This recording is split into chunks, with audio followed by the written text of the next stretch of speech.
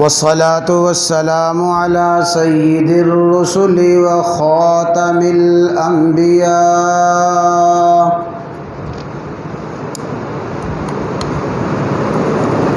اللهم صل على سيدنا ومولانا محمد وعلى آل سيدنا ومولانا محمد وبارك وسلم اللهم صل على سيدنا ومولانا محمد النبي الأمي صل على روضة محمد في الرياض وصل على بلد محمد في البلاد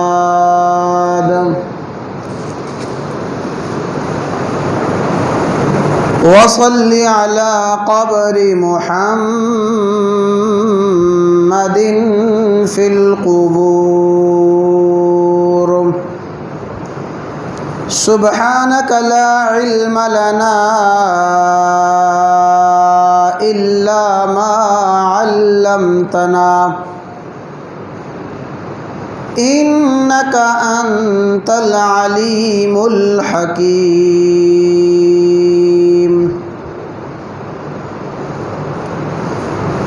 أما بعد فقد قال النبي صلى الله تعالى عليه وسلم إذا فعلت أمتي 15 خصلة حل بها البلاء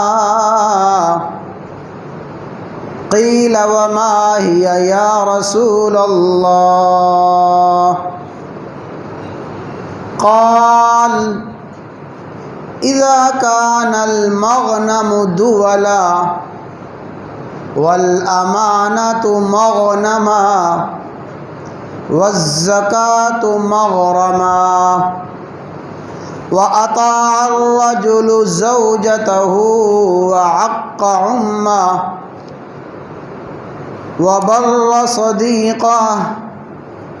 وجفى أباه وارتفعت الأصوات في المساجد وكان زعيم القوم أرذلهم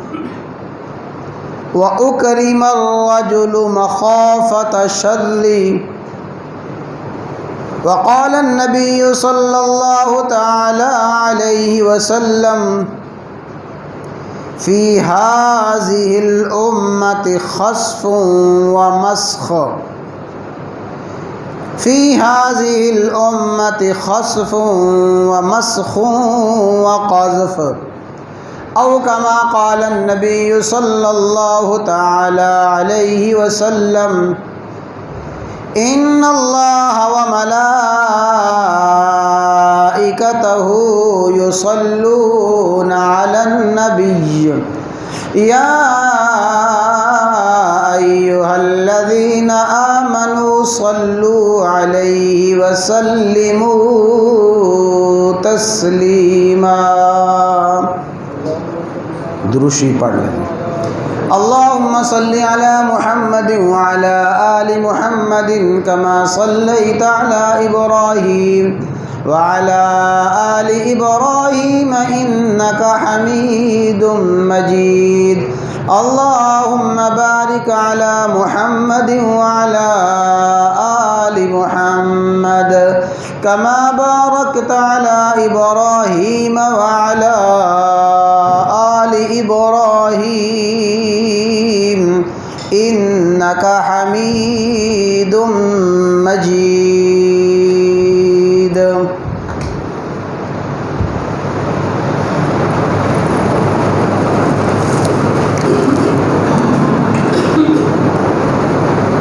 بزرگان محترم، برادران اسلام، امام الانبیاء سید الانبیاء خاتم الانبیاء سیدنا و مولانا محمد الرسول اللہ صلی اللہ تعالی علیہ وسلم کی دو احادیث مبارکہ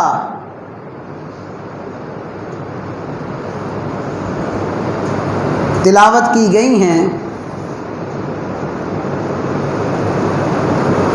انتہائی مختصر وقت میں ان احادیث مبارکہ کا ترجمہ، مختصر تشریح عرض کرنی ہے، اس نیت کے ساتھ کہ اللہ رب العزت ہم سب کو رسول اللہ صلی اللہ علیہ وسلم کے یہ فرامین مبارکہ توجہ کے ساتھ سننے کی، سمجھنے کی، قبول کرنے کی، پھر اللہ رب العزت ہم سب کو ان باتوں پہ عمل کرنے کی توفیق عطا فرمائے۔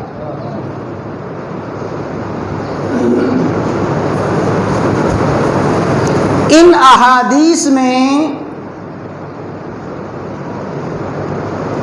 رسول اللہ صلی اللہ تعالی علیہ وسلم نے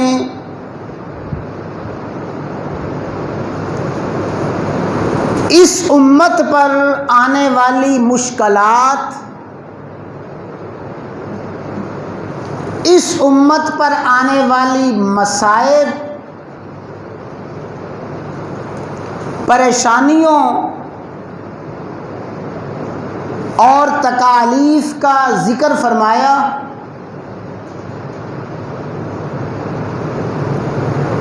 کہ میری امت پر بڑی کثرت سے پریشانیاں، مصیبتیں، بلائیں اور وبائیں آئیں گی، لیکن قربان جائیے رسول اللہ صلی اللہ تعالی علیہ وسلم کی صفت رحمت کے،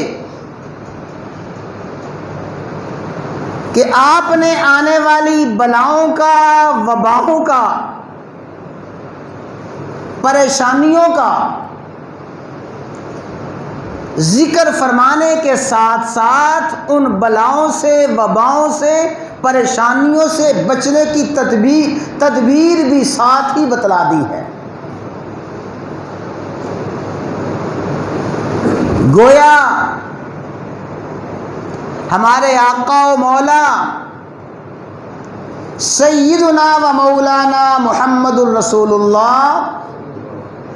صلی اللہ تعالی علیہ وسلم نے ہمارے اندر پیدا ہونے والی بیماریوں اور امراض کا ذکر بھی فرمایا، اور ساتھ ہی ان بیماریوں سے بچنے کا نسخہ کیمیا بھی ارشاد فرما دیا۔ انتہائی توجہ کے ساتھ ان احادیث کو سماعت فرمائیں۔ رسول اللہ صلی اللہ علیہ وسلم نے ارشاد فرمایا، فی ہذہ الامہ خسف و مسخ و قذف، کہ جس طرح پہلی امتوں میں یہ حالات پیدا ہوئے کہ بہت سے لوگوں کو زندہ زمین میں دھنسا دیا گیا، وَمِنْهُمْ مَنْ خَسَفْنَا بِهِ الْأَرْضِ، ہم نے پہلی امتوں میں بہت سے لوگوں کو زندہ جاگتے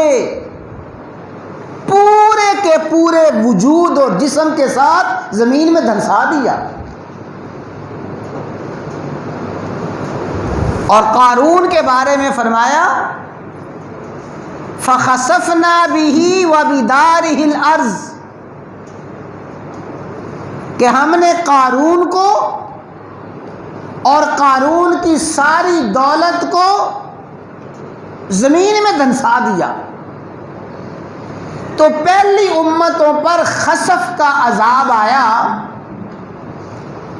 کہ بہت سے لوگوں کو زمین میں زندہ گاڑ دیا گیا، زمین شق ہوئی، زمین کا کوئی ٹکڑا پھٹا اور پوری کی پوری آبادی اور پوری کی پوری قوم زندہ زیر زمین چلی گئی۔ فرمایا جس طرح پہلی امتوں میں خسف ہوا، زندہ زمین میں دھنسا دیا گیا، فی ہذہ الامہ خسف، اس امت میں بھی خسف کا، زمین میں دھنسائے جانے کا عذاب آئے گا۔ بہت سے لوگوں کو راتوں رات، بہت سے لوگوں کو دن کی روشنی میں زمین میں دھنسا دیا جائے گا۔ وَمَسْخًا، پہلی بہت سی امتوں پر یہ عذاب آئے کہ ان کی شکلیں مسخ کر دی گئیں۔ وَجَعَلَ مِنْهُمُ الْقِرَدَةَ وَالْخَنَازِيرَ، کئیوں کو ہم نے بندر کی شکل میں تبدیل کر دیا، کئیوں کو خنزیر کی شکل میں تبدیل کر دیا۔ تو مسخ، شکلوں کا بدلنا، صورتوں کا بدلنا، جس طرح پہلی امتوں میں یہ عذاب آئے ہیں، میری امت میں بھی یہ عذاب آئیں گے۔ اور تیسرے عذاب کی صورت کو بیان فرمایا، وَقَذْفٌ، پہلی امتوں پر آسمان سے پتھر برسے، امتوں پر بھی برسے، بستیوں پر برسے۔ امطرنا علیہا حجارۃ من سجیل، ہم نے ان پہ پتھروں کی بارش کر دی۔ فرمایا جس طرح پہلی امتوں پر پتھر برسے، پتھروں کی بارش ہوئی، فی ہذہ الامہ، اس امت پر بھی پتھروں کی بارش ہوگی۔ ہاں ایک بات یاد رکھیں، رسول اللہ صلی اللہ علیہ وسلم کی رحمت للعالمین صفت کا اظہار ہوگا کہ پہلی امتوں پر عذاب آئے، اجتماعی عذاب، پوری صلی اللہ علیہ وسلم کی دعا کی برکت ہے، اور رسول اللہ صلی اللہ علیہ وسلم کی امت کو یہ چھوٹ ہے کہ اس امت پر ایسے اجتماعی عذاب تو نہیں آئیں گے کہ پوری کی پوری امت پر مسخ ہو، پوری کی پوری امت پر خسف ہو، پوری کی پوری امت پر قذف ہو، پوری کی پوری امت اجتماعی طور پر عذاب میں مبتلا نہیں ہوگی، لیکن انفرادی طور پہ کسی علاقے میں، کسی بستی میں، کسی ملک میں خسف بھی ہوگا، زمین میں دھنسایا بھی جائے گا، شکلیں بھی مسخ ہوں گی اور پتھروں کی بارش بھی ہوگی۔ یہ رسول اللہ صلی اللہ علیہ وسلم نے آنے والی پریشانیوں کا، مصائب کا، آنے والی عذاب کی صورتوں کا ذکر فرمایا۔ اب آگے توجہ کے ساتھ سن لیں، صحابہ کرام نے اس وقت پوچھا تھا، اس لیے کہ صحابہ کرام رضوان اللہ تعالی علیہم اجمعین کا یقین کامل تھا کہ آقا علیہ الصلاۃ والسلام جو کچھ بیان فرما رہے ہیں یہ سب کچھ یقیناً لازماً ہو کر رہے گا۔ قیل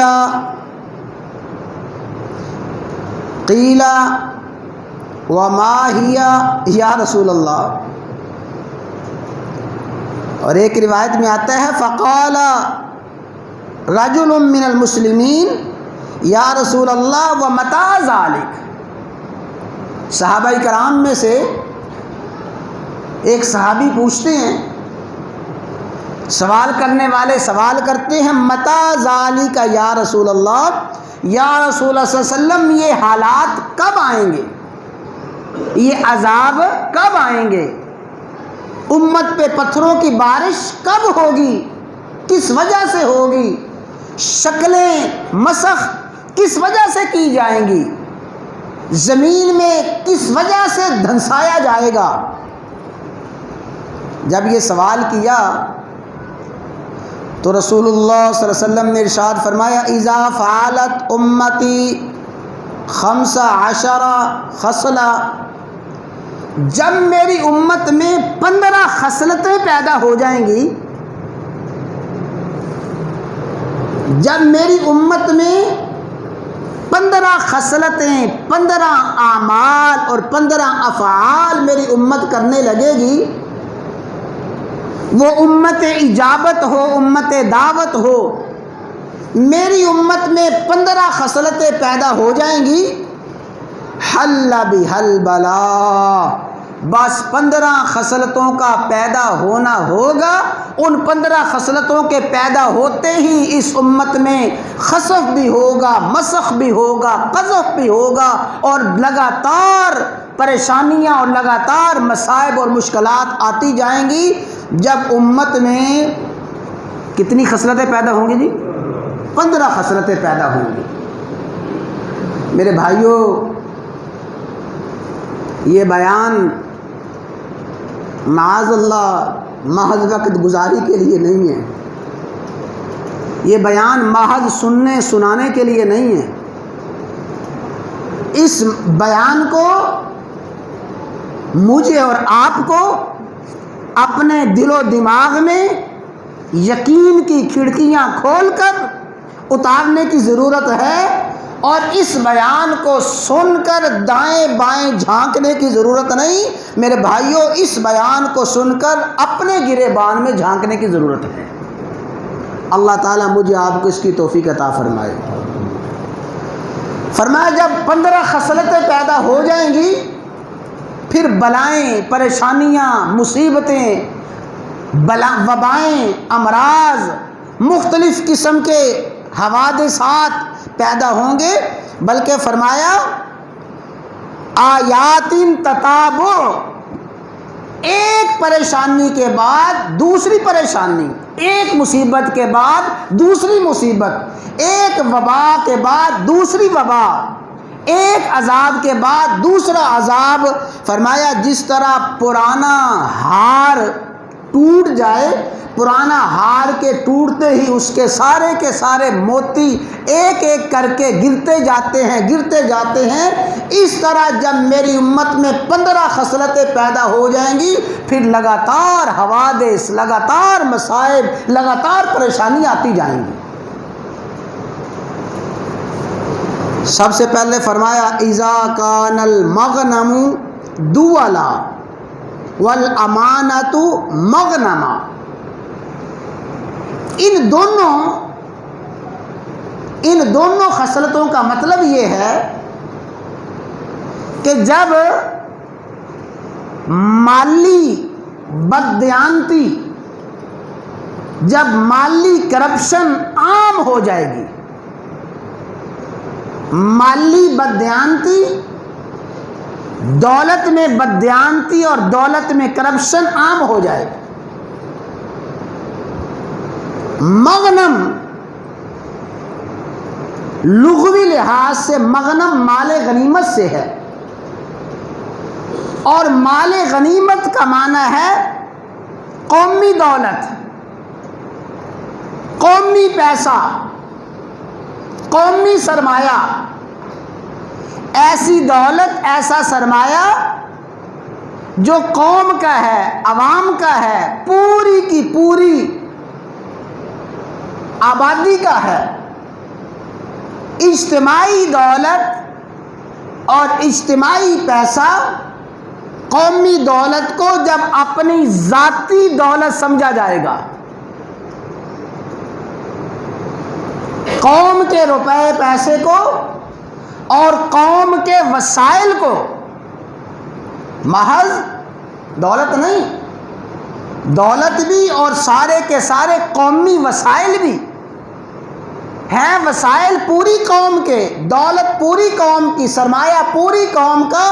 جب قومی سرمایہ کو اور قومی وسائل کو اپنی ذاتی جاگیر بنا لیا جائے گا، اور والزکوٰۃ مغرمہ، اور جب زکوٰۃ کو ٹیکس اور جزیہ سمجھ کے دیا جائے گا۔ ایک تو ٹیکس وہ ہے جو مختلف مدات کی صورت میں ہم جمع کرواتے ہیں، لیکن زکوٰۃ، اسلام نے زکوٰۃ کو ٹیکس قرار نہیں دیا بلکہ زکوٰۃ کو عظیم عبادت قرار دیا ہے۔ جب زکوٰۃ دینے والے بھی زکوٰۃ کو عبادت سمجھ کے نہیں بلکہ زکوٰۃ کو ٹیکس سمجھ کے ادا کریں گے، اس لیے کہ ٹیکس دیتے ہوئے کوئی بھی خوش دلی کے ساتھ، کوئی بھی انتہائی خوشی کے ساتھ ٹیکس ادا نہیں کرتا، مجبوراً ٹیکس دیتا ہے۔ ٹیکس نہ دیا تو میرا کاروبار بند ہو جائے گا، میرا کارخانہ سیل ہو جائے گا، ٹیکس دینا مجبوری ہے۔ بے دلی کے ساتھ، مجبوری کے ساتھ ٹیکس جیسے دیا جاتا ہے، اس طرح زکوٰۃ دینے والے مجبوراً زکوٰۃ دیں گے، اسے ٹیکس سمجھیں گے۔ اور سنو، وَأَطَاعَ الرَّجُلُ زَوْجَتَهُ، آدمی اپنی بیوی کی بڑی تابعداری کرے گا۔ بیوی کی ہر جائز ناجائز بات کو پورا کرنا اپنے لیے لازم سمجھے گا، اور وَعَقَّ أُمَّهُ، اور اپنی ماں کی نافرمانی کرے گا۔ بیوی کی ہر کڑوی کسیلی بات کو بڑی خندہ پیشانی کے ساتھ قبول کرے گا، اور ماں کی جائز بات کو سن کے بھی ماتھے پہ شکن پڑ جائیں گے۔ مختصر عرض کرتا ہوں اس لیے کہ تشریح میں چلے گئے تو حدیث مبارکہ پوری نہیں ہوگی۔ فرمایا وَبَرَّ صَدِيقَهُ، اپنے دوست کے ساتھ بڑی خیر خواہی، دوستوں کے ساتھ بڑا حسن سلوک، وَجَفَا أَبَاهُ، اپنے باپ کے ساتھ بڑی زیادتی کرے گا۔ ماں کے مقابلہ میں بیوی کو ترجیح دے گا، جائز حقوق میں باپ کے مقابلہ میں دوست کو ترجیح دے گا۔ اور میرے بھائیوں، صورتحال یہ ہو جائے گی کہ باپ بیچارہ اپنی بات منوانے کے لیے دیکھے گا کہ میرے بیٹے کا دوست کون ہے، دوست کو کہے گا یار میری تو بات مانتا نہیں، تو ہی منوا لے۔ کیوں جی، ایمانداری سے بتائیں آج یہ صورتحال ہے یا نہیں ہے؟ ماں باپ کو اپنی بات منوانے کے لیے بیچاری ماں کبھی اس کی بیوی کا ترلا کرے گی، منت سماجت کرے گی، باپ اس کے دوستوں کی منت سماجت کرے گا، اسے سمجھاؤ۔ اور فرمایا رسول اللہ صلی اللہ علیہ وسلم نے وَارْتَفَعَتِ الْأَصْوَاتُ فِي الْمَسَاجِدِ، اور مسجدیں جو کہ اللہ کے ذکر کے لیے بنائی جاتی ہیں، مسجدیں اللہ کی یاد کے لیے بنائی جاتی ہیں، اور مساجد کا ادب اور احترام ہے، اس لیے کہ مساجد اللہ کے گھر ہیں، اللہ کے گھر کا ادب احترام ہے، اللہ کا گھر اللہ کے ذکر کے لیے، اللہ کی یاد کے لیے ہوتا ہے۔ مسجدوں میں ذکر خداوندی اور یاد الہی اور تلاوت اور نماز کا قیام تو کم ہوگا، مسجدوں میں شور شرابہ ہوگا۔ وہ شور شرابہ کسی صورت میں ہو، میں قربان جاؤں رسول اللہ صلی اللہ علیہ وسلم کی فصاحت اور بلاغت کے اور آپ کے علم کامل کے، کہ رسول اللہ صلی اللہ علیہ وسلم ایسے الفاظ استعمال فرماتے ہیں، الفاظ چند ہیں، حقیقت میں پورے کے پورے دریا کو کوزے میں بند فرما دیا۔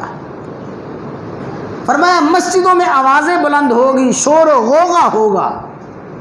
ادب احترام ختم،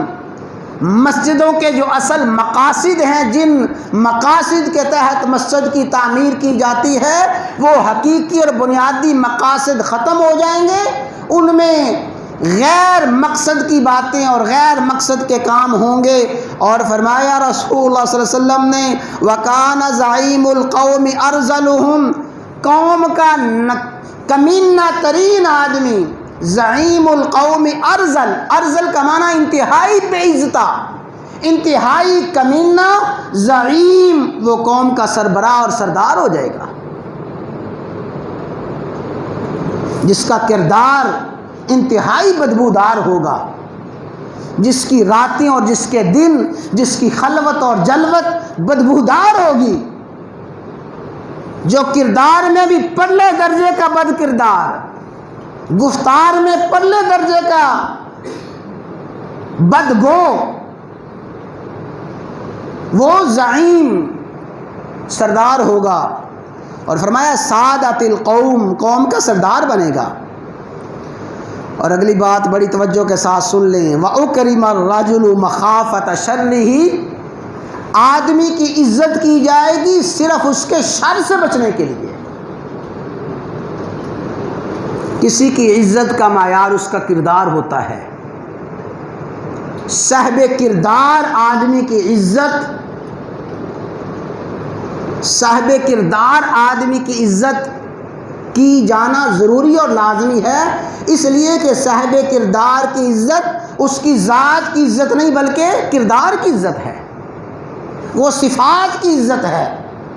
فرمایا کسی آدمی کی عزت اس کے کردار کی وجہ سے نہیں، اس کے اخلاق کی وجہ سے نہیں، محض اس کے شر سے بچنے کے لیے کی جائے گی۔ اسے سلام نہ کیا کہیں ظالم میرے گھر میں ڈاکے نہ ڈلوا دے، سلام کر کے نہ گزرے تو کہیں کوئی جھوٹا پرچہ ہی مجھ پہ نہ کروا دے، اس کی عزت کی جائے گی اس کے شر سے بچنے کے لیے۔ وَشُرِبَتِ الْخُمُورُ، شراب نوشی عام ہو جائے گی۔ لُبِسَ الْحَرِيرُ، ریشم کا لباس عام پہنا جائے گا، مرد لباس پہنیں گے ریشمی، اور شراب نوشی عام ہوگی، شراب کے لائسنس جاری کیے جائیں گے اور شراب عام فروخت کی جائے گی۔ وَاتُّخِذَتِ الْقِيَانُ وَالْمَعَازِفُ، گانا بجانا، رقص و سرود اور موسیقی عام ہو جائے گا، اور رقص و سرود کے اور موسیقی کے آلات عام ہو جائیں گے۔ اسے باقاعدہ معزز پیشہ اور فنکار اور اداکار اور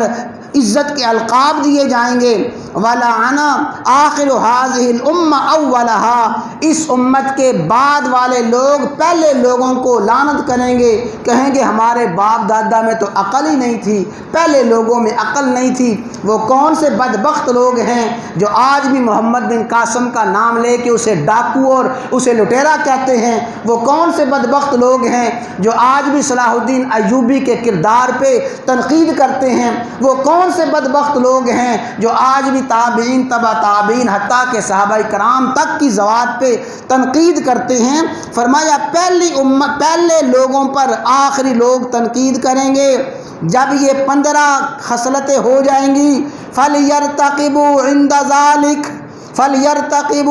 ذَلِكَ، اس وقت انتظار کرو، جب یہ 15 خصلتیں ہو جائیں گی انتظار کرو۔ ریحًا حمراء، سرخ آندیاں چلیں گی، طوفان آئیں گے، سرخ ہوائیں آئیں گی، اور سرخ آندیاں اور سرخ طوفان چل کے تمہاری تباہی بربادی کا باعث بنیں گے۔ وَخَسْفًا، پھر زندہ قوموں کو دھنسا دیا جائے گا۔ وَمَسْخًا، شکلوں کو مسخ کر دیا جائے گا۔ اور فرمایا دوسری حدیث میں فرمایا وَآيَاتٍ تَتَابُ، لگاتار پریشانیاں، لگاتار مصائب آتے جائیں گے۔ یہ ہے لگاتار مصائب پریشانیوں کی اصل وجوہات۔ جب تک ان وجوہات پہ غور نہیں کیا جائے گا پریشانیاں بڑھتی جائیں گی، کم نہیں ہوں گی۔ تو اس حدیث مبارکہ کو انشاءاللہ عزیز کچھ اور تفصیل کے ساتھ عرض کیا جائے گا۔ میرے بھائیوں یہ باتیں ذہن میں رکھیں، ان باتوں کو ذہن میں رکھ کے اپنا جائزہ لیں، پھر اپنی پریشانی اور مصائب کو دیکھیں۔